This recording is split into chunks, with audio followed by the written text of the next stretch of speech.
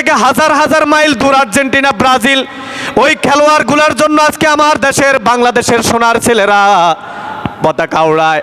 ওই সোনার ছেলেরা ব্রাজিল আর্জেন্টিনার খেলার জন্য কত টাকা খরচ করে।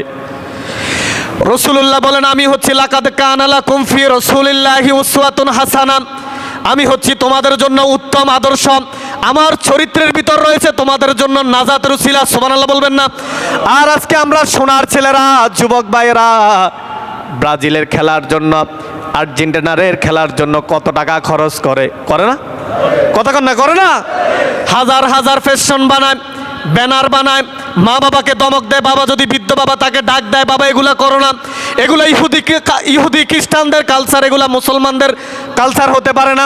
বাবাকে দমক দেয়, সমাজের মুরব্বীকে দমক দেয়। আল্লাহ রাব্বুল আলামিন বলেন, তুমি ইহুদি নাসারাদেরকে গ্রহণ করলাম।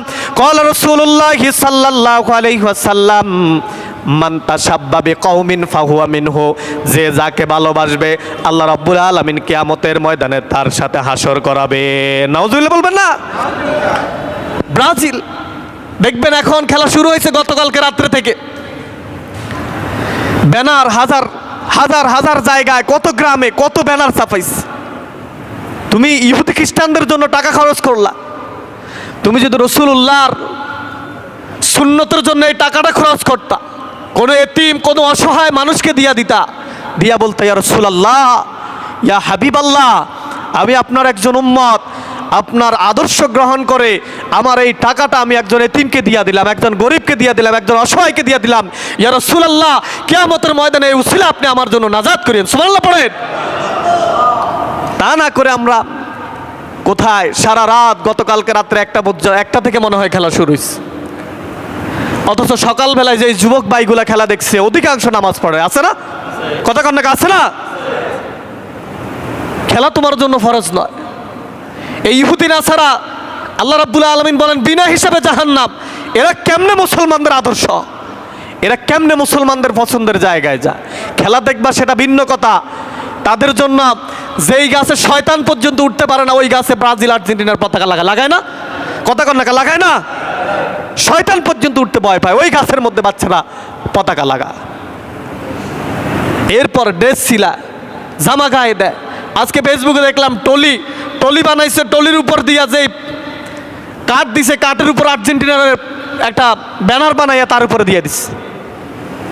কত আহাম্মক বেকুব হলে এটা করতে পারে। আমার এই ব্রাজিল আর্জেন্টিনা তো আমাকে জান্নাতে নেবে না। রাসূলুল্লাহ বলেন, আমি হচ্ছি তোমাদের জন্য উত্তম আদর্শ, আমার জীবন তোমরা গ্রহণ করো। আমি তো তোমাদের এমন নবী যেই নবী জীবনে একটা মিথ্যা কথা বলে নাই। সুবহানাল্লাহ বলবেন না? আমি তো তোমাদের এমন নবী যেই নবী জীবনে কারো হক নষ্ট করি নাই। আমি তো তোমাদের এমন নবী যেই নবী জীবনে কখনো পর্দার খেলাফ হবে, ইসলামের খেলাফ হবে, মা বাবার সাথে আচরণ, উগ্র আচরণ, কোনো আত্মীয়র হক নষ্ট, কোনো পাড়া প্রতিবেশীর হক নষ্ট, কোনো মানুষের হক নষ্ট, কাউকে গালি দেওয়া আমার জীবনের মধ্যে নাই। লাকাদ কানা লাকুম ফি রাসূলিল্লাহি উসওয়াতুন হাসানাহ। আল্লাহ রাব্বুল আলামিন বলেন সেই নবীর জীবনের মধ্যে রয়েছে তোমাদের জন্য আদর্শ। সুবহানাল্লাহ বলবেন না? আজকে সেই আদর্শ বাদ দিয়ে আমরা ইহুদি নাসারাদের আদর্শ নিয়ে ঘুরি, কি জবাব দিব? গত বছর গত খেলার সময় আপনারা সোশ্যাল মিডিয়া যারা চালান, এগুলো তো সমসাময়িক উপযোগী কথা। গত খেলার সময় আমরা ফেসবুকে দেখলাম যে পতাকা উড়ানোর জন্য উঠছে উপরে, কারেন্টের তারের মধ্যে পড়ে যুবক মারা গেছে।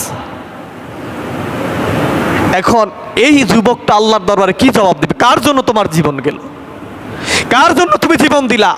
যে রসুল তোমার জন্য সুপারিশ করলে তোমার জন্য জান্নাত ওয়াজিব, যে রসুল তোমার বিপক্ষে দাঁড়িয়ে গেলে তোমার জন্য জাহান্নাম ওয়াজিব, সেই রসুলুল্লাহর আদর্শবাদ দিয়া ইহুদি নাসারাদের পতাকা উড়াতে গিয়া তুমি মরলা।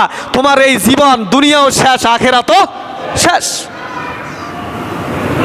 আপনি আপনার ভাইকে বুঝান, আমি আমার ভাইকে বুঝাই। সমাজ আপনি আপনার দায়িত্ব নেন, আমি আমার দায়িত্ব। খেলা দেখবা সেটা ভিন্ন কথা, কিন্তু তাদের জন্য আমার জীবন পর্যন্ত দিয়ে দেবে, এটা কোন সংস্কৃতি? রাসূলুল্লাহ সাল্লাল্লাহু আলাইহি ওয়াসাল্লামের জীবনের ভিতরে রয়েছে আমাদের আদর্শ। আসুন আমরা আপনাদেরকে আরেকটা কথা স্মরণ করিয়ে দেই। গত 2 সপ্তাহ আগের ঘটনা, আপনারা যারা সোশ্যাল মিডিয়া চালান দেখছেন, মা কোরবানির পরপরই ঘটনা। যদি আজকে আমরা কোরআন শিখতাম, যদি রাসূলুল্লাহর হাদিস শিখতাম, যদি ইসলাম শিখতাম, তাহলে আমাদের এই অবস্থা হতো না। একটা মায়ের 3টা সন্তান ছিল। কয়টা বলেন, কথা বলেন, কয়টা? যারা সোশ্যাল মিডিয়া চালাইছেন দেখছেন, 3 জন আরো কেমন শিক্ষিত মানুষ।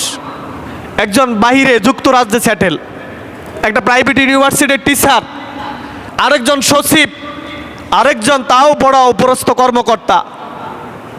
ওই সন্তানগুলোকে মা বাবা লেখাপড়া করাইতে